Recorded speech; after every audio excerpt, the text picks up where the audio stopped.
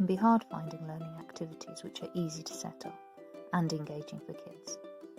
This week on Curious Kids 101, I'm offering you the chance to follow along with us with all of our printable resources available for free download on my blog, helping you inspire learning with a Tuff tray setup, sentence work, counting, and even baking.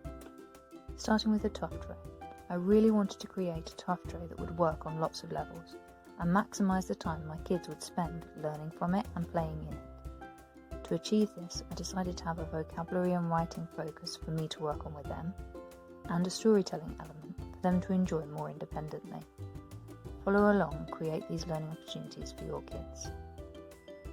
The tray setup itself is pretty simple. The leaves and sticks were collected free in a local park and can be easily returned afterwards, making it a very eco-friendly activity. To this I added some animal figures, a nature hunt pack, and positional vocabulary cards. They're all available to download. Follow the link in the description. Haven't got a Tuff tray? Don't worry, they can be picked up fairly easily online. Or if you don't want to spend the money, use a smaller container. I like to use an oven tray or dish with a raised side. Step 1 for my youngest was to identify the animals and match the cards and figures to the nature hunt sheet. Matching activities are extremely useful for children of this age. Helps them with early maths concepts, amongst other things. Performing it in a Tuff tray set up like this makes it so much more engaging for kids. And to extend the use of vocabulary, we played a game of hide and find with the animals, using some of the positional vocabulary cards. Choosing an animal and a vocabulary card, I would ask my children to position the animal figure appropriately. Can you put the hedgehog under something? I ask. Can you tell me where he is? Can you describe where the deer is? And so on.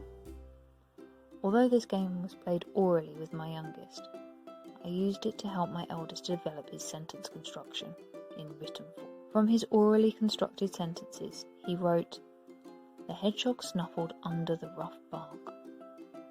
We then discussed how you could place the preposition or positional vocabulary at the start of the sentence and add a comma to increase interest. Creating sentences like, "Next to the tall tree stood the deer." The variety of sentence openers is a great way to level up children's writing. If your child is struggling to arrange the sentence like this, try writing it on pieces of paper, cutting it up and rearranging them together until the order makes sense. And don't forget the comma. Counting leaves is another quick way to add extra learning to this Tuff tray setup. The elements of counting can be quite tricky for children and need lots of repetition. Doing this repetition in a Tuff tray setup adds so much more interest. It's the perfect way to keep the learning feeling fresh and exciting. The Curious Kids 101 Autumn or Fall Counting Learning Pack is perfect for this. To really extend the time that children play with a Tuff tray setup, there needs to be a clear pretend play element. Kids love to engage in pretend play, however, sometimes they need a few ideas to fire up their imagination. So I always like to add a few books on the theme of the Tuff tray in our book box nearby. This week we've read lots of Percy the Park Keeper. This gave my children lots of ideas for storytelling. They retold stories and invented some of their own with similar themes. So my top tip, if you want to extend how long a child will play with a Tuff tray setup, include books. Staying with the great autumnal theme of woodland creatures, we have a lovely baking opportunity for you to enjoy with your kids. How about making some hedgehog bread? Lots of people can be quite put off by the idea of making bread with kids, but it's a lot simpler than it sounds. I like to try and make each activity as independent as possible.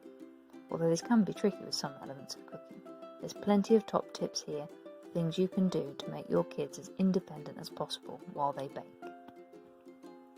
First of all, equipment. I try to keep everything as accessible as possible. On a small child height table, I gather all the ingredients and equipment ready to go.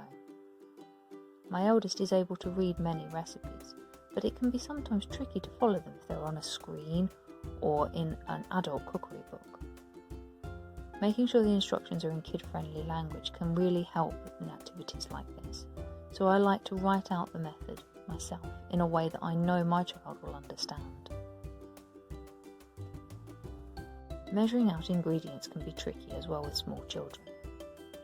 I like to encourage my eldest to use the scale where possible, so we've started to use sticky labels to mark the scale before we start, so that he can weigh out the right amount or measure out the right amount into a measuring jug. He's now in a position where he can help me to position the sticky labels before we start. It's a great opportunity to examine how scales work. For my youngest, measuring in spoonfuls or cupfuls is much more useful. It can help him to practice his counting as he has to add multiple spoonfuls. This recipe is a relatively simple one. First, place all the dry ingredients into a bowl and mix together. Then add the wet ingredients and get in there with your hands to begin to combine and knead the dough. With small children this is great because often they want to use their hands anyway. However, if your child is sensitive to mess or turned off by texture, still encourage them to join in, but have a cloth ready to wipe their hands whenever they feel the need. Remember not to push them, they will overcome this aversion with time mostly. After kneading, we shape the dough roughly into 4 to 5 hedgehog shapes. Don't add the spikes yet though. They now need to sit and rise. This is the perfect time for the clean-up. Another tricky time with children, because often the kids try and disappear. But getting them to help is very important. I like to have a simple plan as the key to this. Our plan is 3 steps. 1. Collect things to put in the sink or the dishwasher. 2.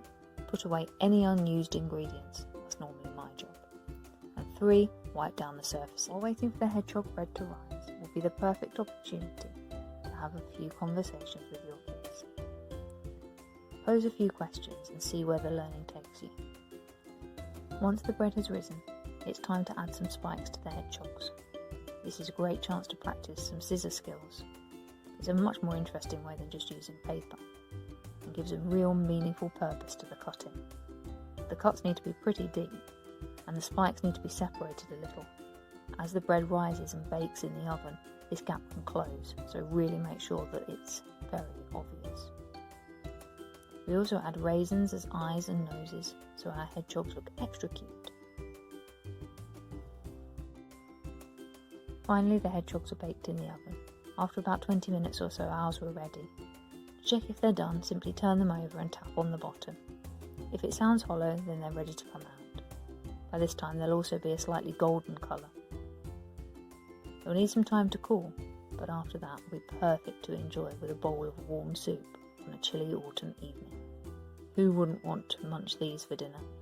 Great cosy autumn vibes here, and lots of learning. If you've enjoyed this video, please subscribe or follow us on social media. Don't forget, all the resources from this video are available to download for free on the Curious Kids 101 blog.